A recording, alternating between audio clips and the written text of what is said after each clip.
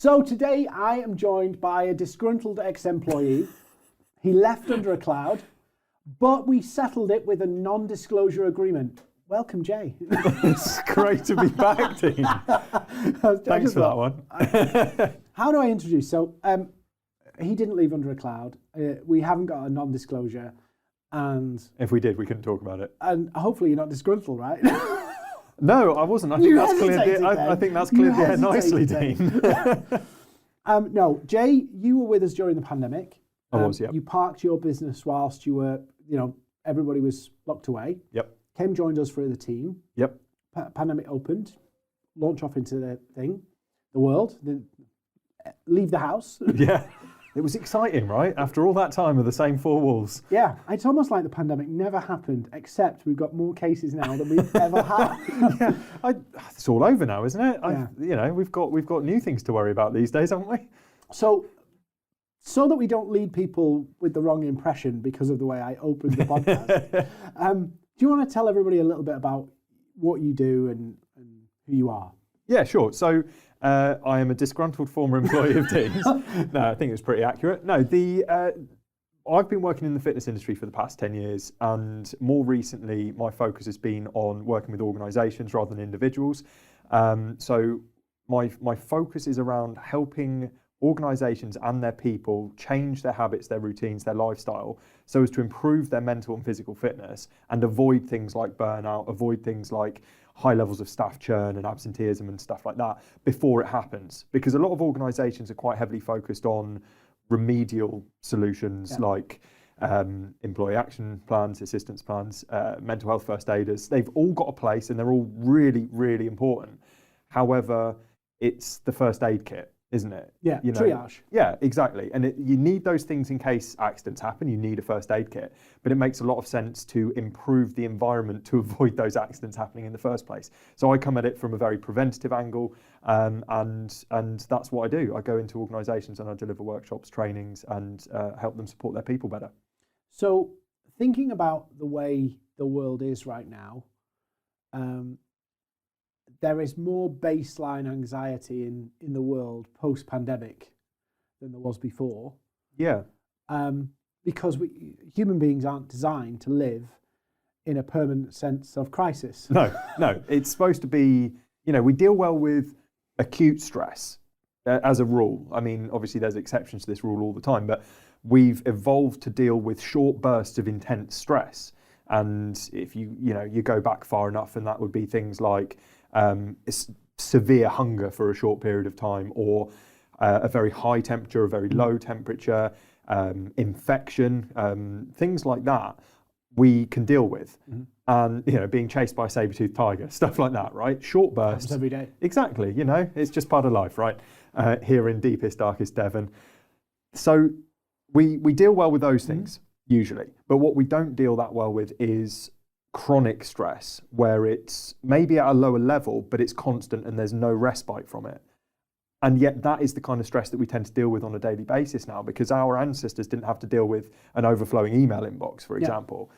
Whereas now that's something that's always on our mind. If we're running a business, then it could be where's the next sales coming from? If we're working within an organisation, it could be deadlines that have been given to us by our superiors. But there's always something. Mm-hmm. And outside of work, it can be things like relationships, or it can be family stuff. I think life is just really complicated. It's a lot more complicated than it used to be, absolutely. I mean, if you think about, I can remember a good friend of mine, I've not seen him in years, but I see him on social media. I don't know if that's the same thing, but I've not seen him in years. He came out of school and had no idea how the world worked. And suddenly you realise, hang on a minute, my home life's complex because I've got all of these different bills to pay. I've got this stuff to do, clubs for the kids, all of this kind of stuff. Yeah.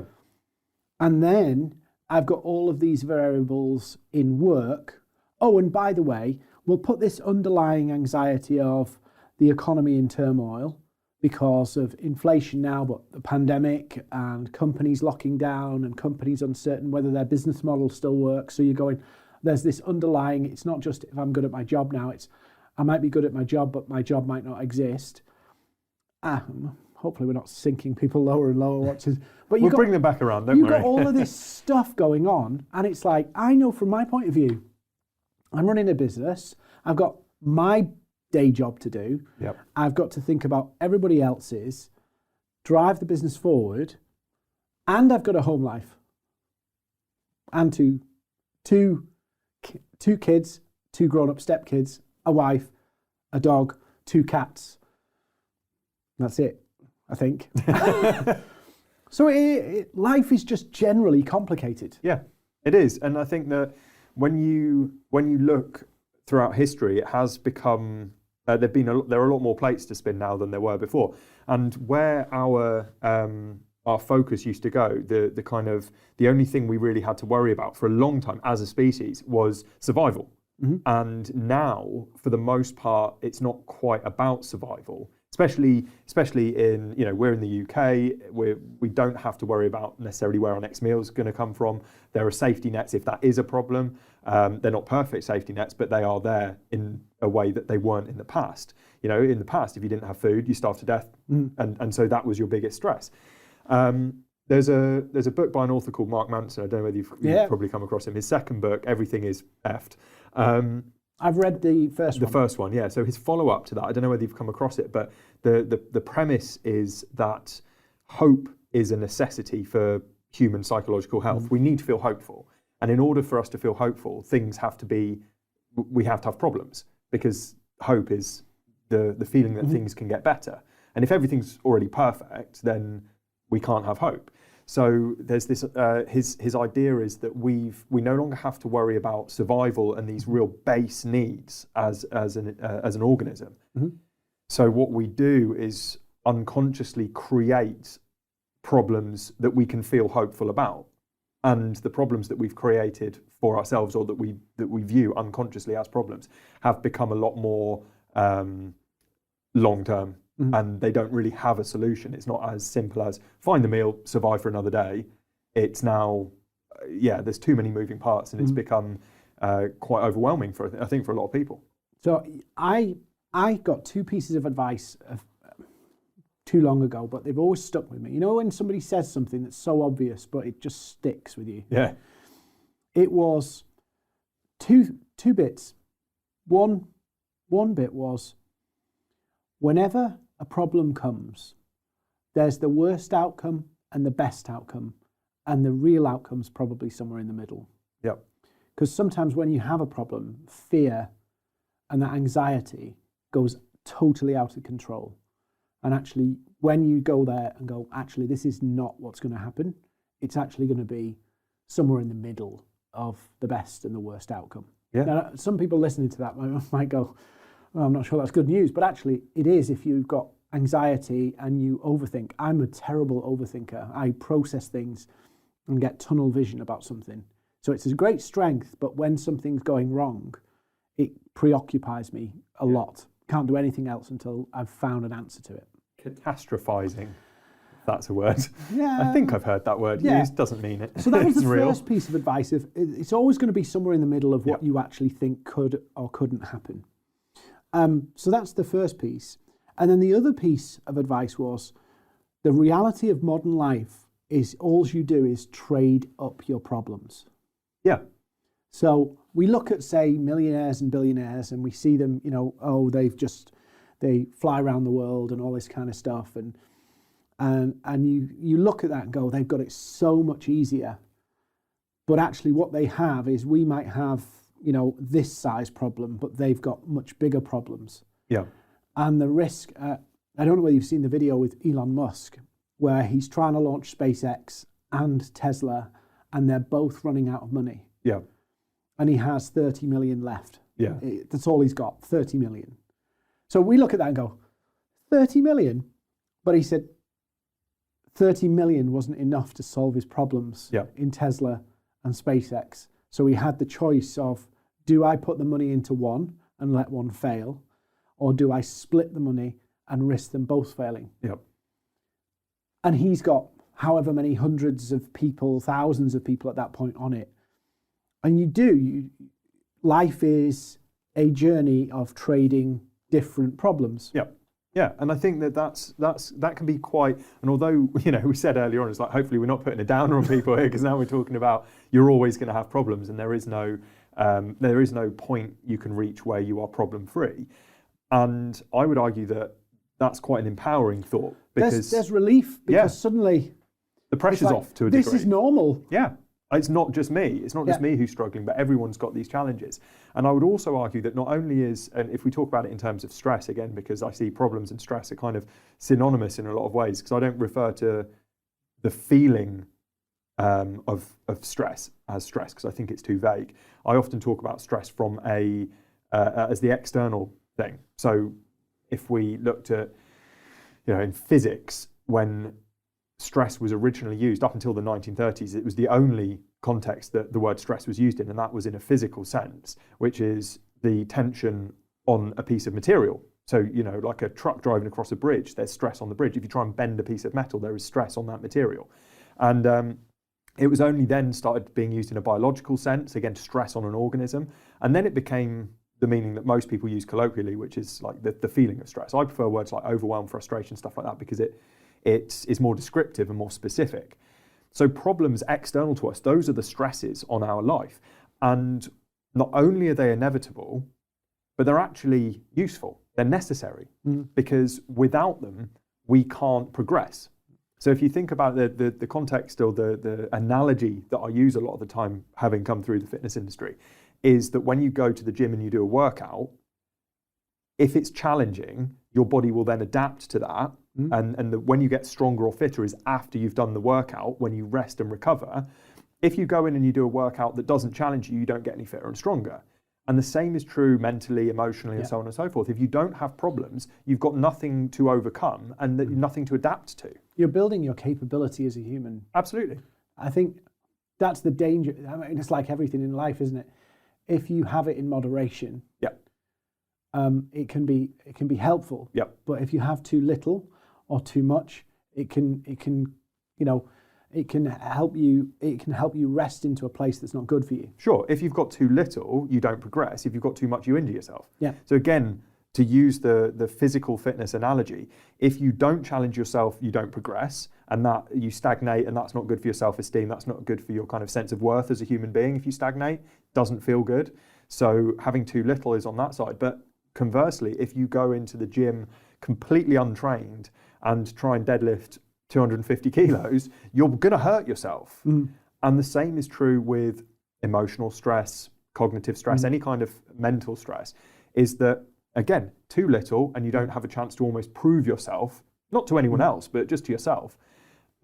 If you have too much, then you risk an emotional or psychological injury, because if you're under intense stress for a long period of time, that can break you. And that's where kind of burnout and things like that come from.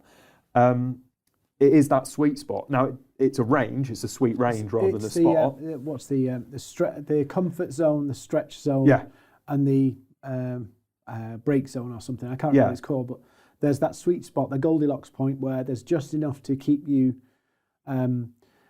pushing forward, but too much and you buckle under it. Yeah, and I think that takes a lot of self-awareness to know where you're at on that point. And we get told a lot, listen to your body, listen to how you feel, and all of that kind of stuff. But very rarely are we told how to do that. I don't think we also know how to measure that.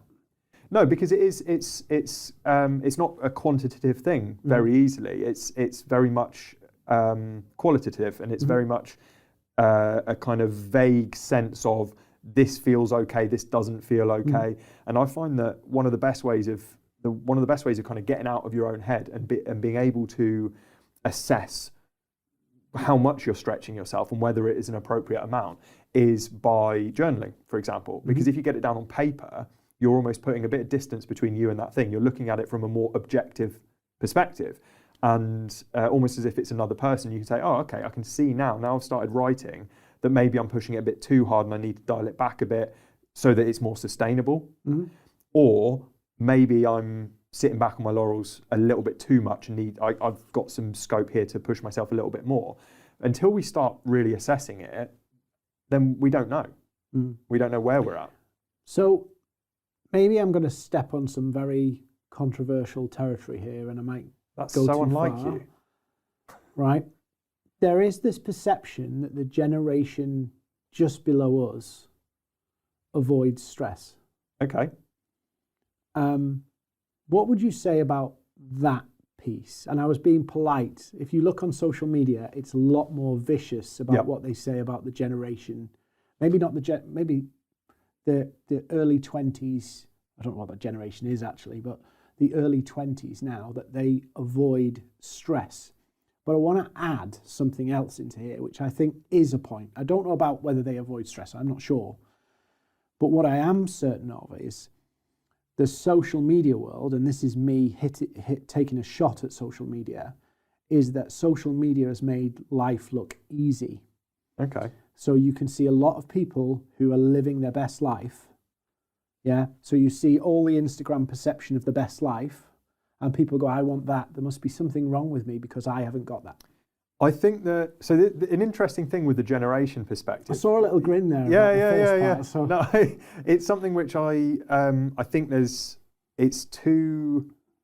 it's not black and white. It's not a kind of binary thing here. There's a lot of nuance and a lot of subtlety, and to make sweeping generalizations about entire swathes of the population based on their age is to do a disservice to a lot of the individuality within that. However, sometimes you need to generalize in order to have a discussion about something, right? I would say that arguably my generation, or our generation, so I was born in 1986, which makes me a millennial. Anyone? I'm scraping a millennial. You're just on the edge, aren't you? So anyone who was born from like the early 80s until the late 90s is considered a millennial. After that is Gen Z, so that would be like the early 20s, like you were talking about. The thing which I think that millennials initially were the ones who were getting the short end, drawing the short straw when it comes to people's perception of these snowflake millennials, or et cetera, et cetera, et cetera. Now, people have started using the same terminology around the next generation. And so for me, I don't think it's necessarily that generation are or are not doing or being certain things. I think it's the perception of the generation before them and the generation before that who are becoming old and bitter and going, in my day, and I think that that's where the issue is. I think that if anything, if we talk about people in their early 20s and Gen Z, are more aware of the fakery around social media and also around the marketing of products to buy this and then you'll be happy kind of thing. I would say that people in their early 20s and younger are more aware of that than I was 10 years ago, 15 years ago. And then when it comes to the stress thing, I think that goes back further than our generation, and we go back to post-war baby boomers, where there'd been a world war, there'd been a huge amount of challenge, a huge amount of adversity the likes of which hadn't really ever been seen before and haven't really been seen since, no matter what challenges we've faced recently with pandemics and so on and so forth. The Second World War was on a whole different scale. And after that, when we had this baby boom and people came back from the war and they started having children, there was this big peak in population growth. The parents were like, I don't want my children to have to want for anything. Yeah. And it was that generation who were born in the late 40s, early 50s, late 50s who started that whole movement of wanting an easy life. One of the things I forget, and I'm going to, the generation, there's no doubt, right? The generation before me, so the X's, is it? Yeah, so Gen X was the one before millennials. I'm not sure about the X's, but I know definitely the baby boomers. Yep. Rations ended in 1954. Yep. So basically 10 years after the war, everybody's still on rations. Yep. So my parents lived through that. So I get exactly what you're saying, that actually they've overcome. I think we all do it actually. Yeah, of course we do. We all overcompensate for the hardships we had. Yep. I would never, ever want to do the work that the baby boomer generation did because it was so manual. Yeah, of course. And so pre-automation is a completely different working world. That was hard work, right? Now we have mentally hard work. Yeah. It's more emotionally draining Yeah. than it is physically draining. And I also think that we've come on leaps and bounds in terms of social equality and so on and so forth. Back in the 1950s, the challenges faced by huge segments of the population were completely different to what we've got now. If you weren't bleeding, it was like, get on with it. Yeah. And it's like, no. But I think our development as a society has created new problems, new health conditions that years ago would have been, get over it. I was reading a book recently, and I think the author's name is Gavin Francis, and he's a GP, and he's written a few books as well. And I'm reading this book called Recovery, and it was talking about like recovery is kind of one of my 5 pillars, if you like, of a fit, healthy lifestyle. So I was reading this book to see how it fit with my own philosophy around recovery. Part of my philosophy around recovery, just to kind of the relevance of this, is that recovery doesn't have to be rest. Recovery can be physical labour, because one of the best ways to give yourself psychological rest is to toil physically, right? Yeah. And that's why going to the gym is a great kind of stress buster. But working heavily in the garden and stuff like that, it can be a real good escape from emotional strain, mental strain of the nature of work these days. And in this book, Gavin Francis was writing about what used to be prescribed by doctors for what would have been the equivalent of burnout and anxiety and stress and so on and so forth. And one of the examples they were using I think it was in the kind of Victorian era, might have been in the States though, so kind of the late 1800s.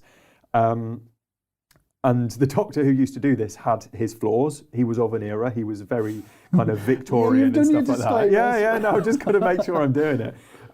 However, he had this thing called rest or west. And what he used to prescribe was either rest, bed rest kind of thing, or going out west, which meant from where they were in the east of the United States, going out into the Midwest or the far west to do manual labour, working on a ranch or something like that, as a means of recovery from their burnout, even though that's not what it was termed at the time. Now, I think the one of the biggest issues with that is that there was a huge gendered split where women were prescribed bed rest and men were prescribed to go out west and work. Thankfully, we've moved past that, but the understanding of, well, actually physical labour can be a really good recovery tool for times when we're feeling overwhelmed emotionally. So I think that, like with any kind of pattern throughout history, we can learn bits from each stage, and sometimes the pendulum swings too far one way and we become, not softer, but we become more accustomed to a physically easy life, but it's swung so far that we've got a very emotionally difficult life, which is, arguably progress from maybe an emotionally slightly easier life, but a very physically challenging life. Hopefully at some point that pendulum will come to rest somewhere in the middle, where we're physically active enough and mentally challenged enough to have a kind of sustainable progress throughout life. Yeah. But maybe that's just wishful thinking. So you're getting your message out on social media. You're on Instagram. You're on LinkedIn. Yeah. Not Facebook. Not anymore, no. Coming back to that point of, a lot of it is sizzle. Yeah. A lot of social media is sizzle. Really is. I have this aversion when people use the word authentic. It's like, okay.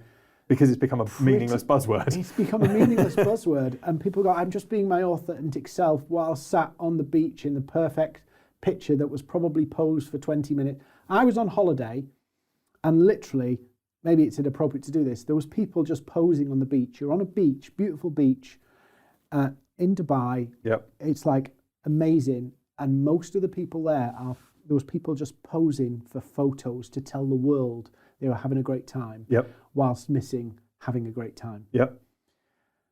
How do you find it? Because the fitness world's horrendous for this. Yeah, it's arguably one of the worst. That and business coaching. And business coaching, yeah. We're in the same kind of... right? No, but I see all this... I have this real dilemma, and I want your opinion on this, right? There are people on there saying, I can get you perfect abs in 90 days stuff. Yep. And then there's people in my world going, I can get you your business from 10K to 50K a month in 90 days. Yep. All you have to do is pay me $9,000. Yeah. Right? Yep. So we've both got that kind of sizzle out there, and we're reasonable human beings. We don't want to promise something we can't deliver for every single person.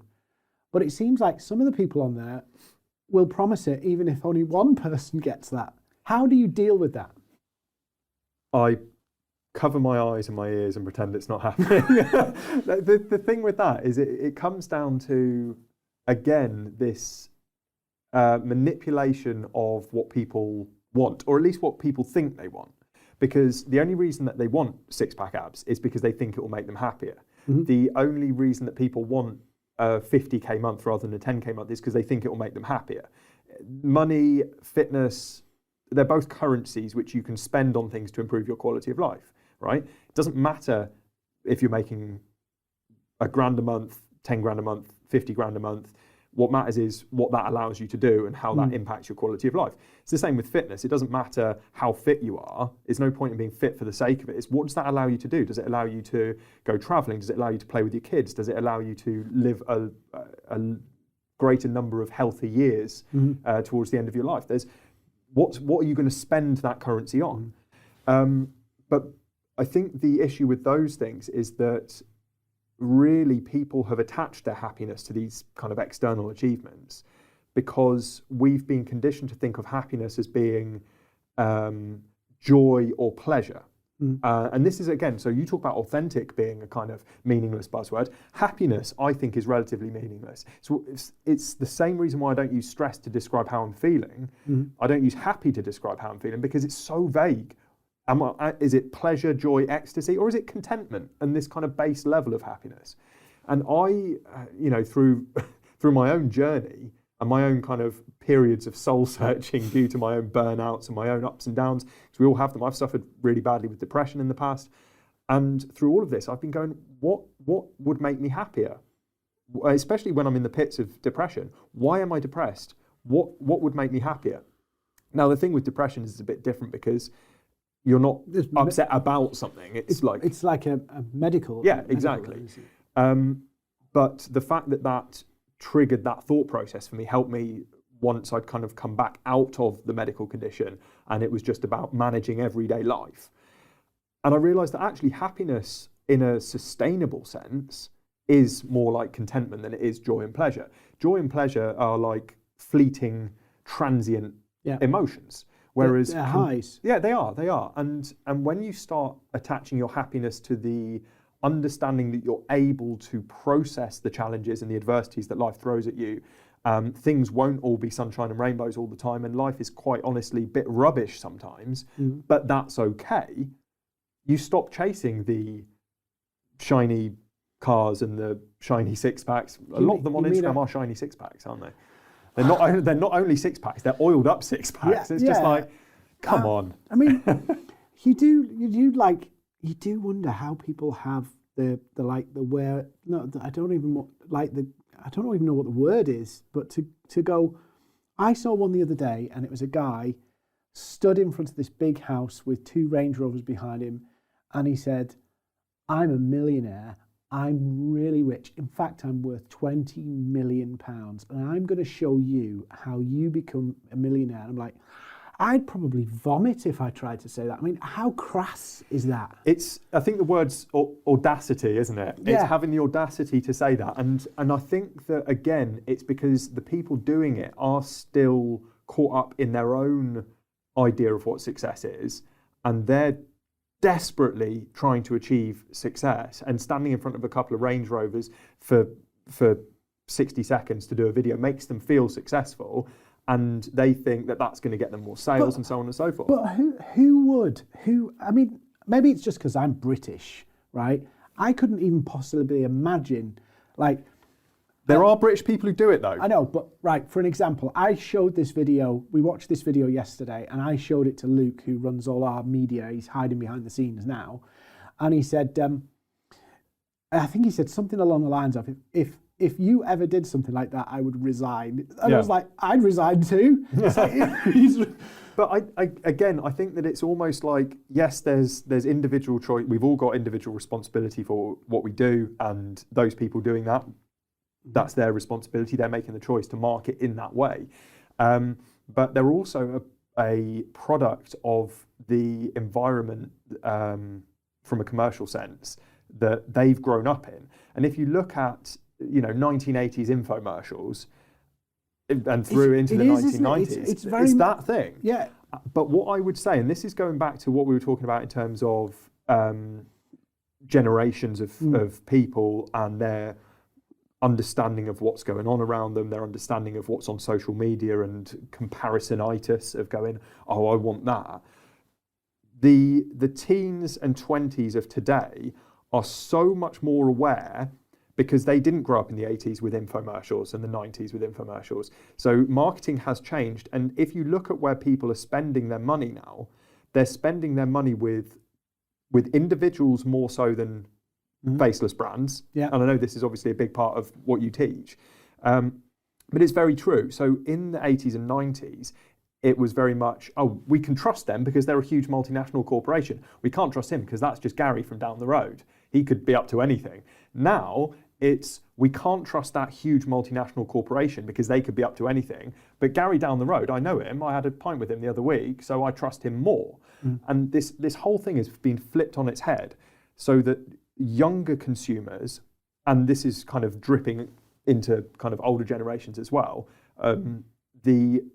this desire to spend money with people that you can see, local shops, and also if you are buying from someone who's further afield, someone who you've developed rapport with through social media, for example. And so the personal brands and the company brands which are doing the best, and I believe this in the fitness industry as well, and across into pretty much any industry, are the ones who are open and vulnerable about their own challenges, about their own problems and their own imperfections, and say, hey, this is me, take it or leave it, rather than the ones who are trying to maintain this front or this veneer of perfection. They're making it human, and they are. You can't feel connected with someone who you have nothing in common with. And whereas if like coaching is a prime example of this in anything, whether it's fitness coaching, business coaching, anything like that. If a coach, you want your coach to know what they're talking about, you want them to have, overcome whatever their challenges are, but you don't want them to pretend they have every single thing in their life perfect, because that to me is a huge red flag, no matter what the industry is. And so I think that the younger generations are more savvy about that because they haven't been conditioned to believe the sizzle in the same way we have. Yeah, I hope you're right there. I am an ideologist. Because it is out of control. And what happens is that sizzle creates, it's about like the newspapers, right? Yeah. If you think about it, it's like newspapers. You end up where one newspaper puts this shocking headline on and gets a load of attention. So what happens is then somebody else does the same thing to get a load of attention. And what happens is you actually magnify something. That's my biggest concern, is that the kind of clickbait side of things. Yeah, but that what happens is that whilst, we see it already, there's a certain standard, like TikTok's a bit different, but on Instagram, there's a certain standard that has to happen for something to get out there and to get visible. Right. Yeah. A certain aesthetic kind of. Yeah. And the things that apply that, it creates not a class war, but a quality war or an aesthetic war, shall we say. Yeah. And I hope, and TikTok is I'm holding on to hope with TikTok, because what I see on TikTok is people doing things that aren't necessarily, they don't have the perfect body, they don't have the perfect life. It's not all polished. Yeah, some of it, I've seen some and I go, I don't know why you put that on. But they're out there and people are celebrating, even though it looks a bit crazy and they aren't, stick thin or image perfect. They're doing something, and people are valuing the substance of what they're doing and why they're doing it. Yeah. And TikTok is my kind of like, I'm with you. If TikTok's kind of mentality crosses platforms, I think we will affect cultural change on social media. I think that it is crossing over to a degree, because if you look at Instagram pre-stories, which seems like forever ago now, but obviously stories came about as a result of Snapchat, really, didn't it? What's Snapchat again? Exactly. Where did that go? MySpace? No, anyway. Clubhouse? When that kind of came about, that changed from this kind of perfectly curated grid of Instagram. One of the things I like about Instagram over Facebook, for example, is the simplicity of it. But obviously they did add extra features. And one of the features they added was stories, and then more recently Reels, which was obviously their version of TikTok. That's given the opportunity for more behind the scenes content, if you like. And the Instagram grid is still quite well curated, and it's still quite aesthetic. I don't know what you mean. No, what was it? Every other photo is black and white or something? Is that you? Might be, yeah. But then the stories, of course, there's still a curation of that. And of course, there is still a wanting to stay on brand if you're promoting a business. But it also is very, very useful for going, well, this isn't a post for the feed, but this is a post so that people can see us packing up the orders, or this is a post for us. And from a personal branding perspective, the ability to do these kind of little kind of piece to camera that they might not have done and put on their grid, I think has increased the authenticity. Sorry, I used the word, but in its actual definition of being real, I think that those tools have helped. If you look at the engagement, not just the follow accounts, and this is something which is was a big lesson for me. It's not about how many followers you have; it's about how engaged your followers are, right? And this is true across any platform. If you look at the influencers on Instagram who have the most engagement as a percentage of their overall following, it's not the ones with the most followers. So you may see these shiny celebrity style Love Island Instagram feeds which have a couple of million followers, but then you'll see an influencer who has maybe 10 to 15,000 followers, but they are getting so much in the way of traction on each of their posts, and they're not just bots trying to sell you into a crypto scheme, or say you've won an iPhone 13. Yeah, and all of this kind of stuff. But they're genuine people sharing their views on a particular post, and that engagement is incredibly valuable. And so the influencers who are rocking it in influencer marketing and getting paid to promote products, for example, are not the ones with the most followers. They're the ones with the most engaged followers. The ones who can get, the nature of an influencer should be the people who can get people to take action on their words. Yeah, and that relies on trust. And I think that even if people follow, the Kardashians and stuff like that, if you asked how many of those followers do you trust that person that you follow, I think that some people might, some people wouldn't, some people wouldn't be sure. Do you remember, I can't remember which Kardashian it was, but a photo got out of them before they'd been airbrushed and everything. Oh, right. That must have passed me by. No. And I'm so into celebrity culture as well, Dean. No, it was fascinating, but you're right. I can't remember which Kardashian it was, but a photo got out that hadn't been airbrushed, and they looked like a normal human being. Right? Shock. So thank you for watching part 1. Come back for the next part with me and Jay.